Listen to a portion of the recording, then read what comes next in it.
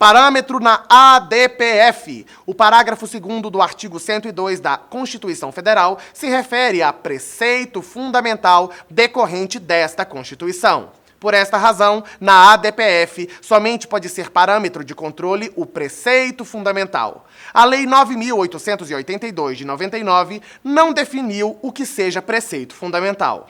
O STF, por sua vez, quando julgou a primeira ADPF, a ADPF 1, também não definiu o que seja preceito fundamental. Apenas disse que a análise do que seja ou não preceito fundamental deve ser feita em cada caso concreto. Compete ao Supremo Tribunal Federal o juízo acerca do que se há de compreender no sistema constitucional brasileiro como preceito fundamental, a DPF 1.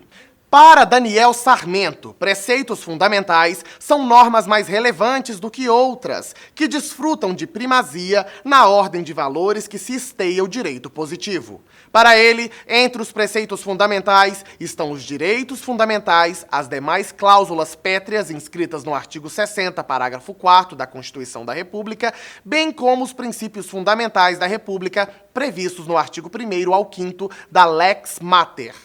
No julgamento da ADPF 33, o ministro Gilmar Mendes disse: é muito difícil indicar, a priori, os preceitos fundamentais da Constituição passíveis de lesão. Porém, entendeu que alguns desses preceitos estão enunciados de forma explícita no texto constitucional. Segundo Mendes, não há como negar a qualidade de preceito fundamental dos direitos e garantias individuais e aos demais princípios protegidos pela cláusula pétrea do artigo 60, parágrafo 4º da Constituição Federal de 88. Gilmar Mendes defende um conceito extensivo de preceito fundamental que abarca as normas básicas contidas no texto constitucional. De outro lado, o ministro Carlos Brito, ADPF 33, defende um conceito restritivo, ou seja, que os preceitos fundamentais são apenas aqueles que a própria Constituição denomina como tal, ou seja, os títulos 1 e 2, Princípios Fundamentais e Direitos e Garantias Fundamentais. De toda sorte, você deve avaliar o grau de fundamentalidade em relação à identidade e ao regime adotado pela Constituição Federal. No geral, a doutrina cita como exemplos: Título 1 da Constituição Federal, Princípios Fundamentais. Título 2 da Constituição Federal, Direitos e Garantias Fundamentais, Preceitos. Artigo 34, inciso 7, Princípios Constitucionais Sensíveis. Cláusulas pétreas, expressas ou implícitas. Na jurisprudência do STF, nota-se que a Corte Suprema tem adotado uma interpretação mais extensiva, tal qual proposta pelo ministro Gilmar Mendes, a exemplo das ADPFs 33, 79, 46, 101 e 275. Parâmetro na ADO. Conforme Canotilho, a fiscalização da constitucionalidade omissiva, em regra, opera-se no campo da aplicabilidade das normas constitucionais. Não se trata de qualquer norma, mas somente daquelas que imponham previamente obrigação certa e determinada de atuação. Para Canotilho, o não atendimento genérico dos fins e metas da Constituição, embora também seja inconstitucional, não é juridicamente controlável e depende da luta política e dos instrumentos democráticos. Em regra, exclui-se do parâmetro de controle de constitucionalidade das omissões constitucionais todas aquelas normas dotadas de autoaplicabilidade ou de aplicabilidade direta.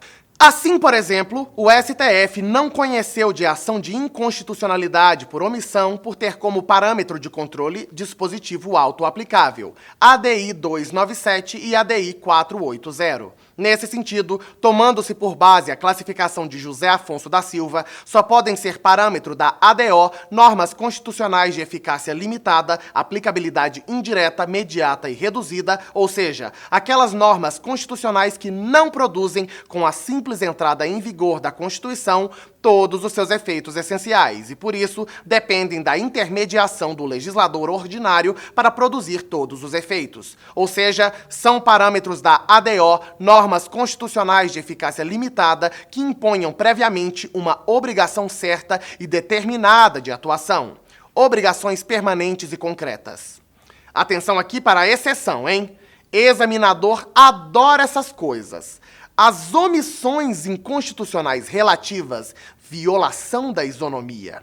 As omissões relativas ocorrem quando o legislador faz a lei e, sem qualquer justificativa plausível ou fator de descrimen, excluem pessoas, coisas ou fatos que deveriam ser tratados igualmente.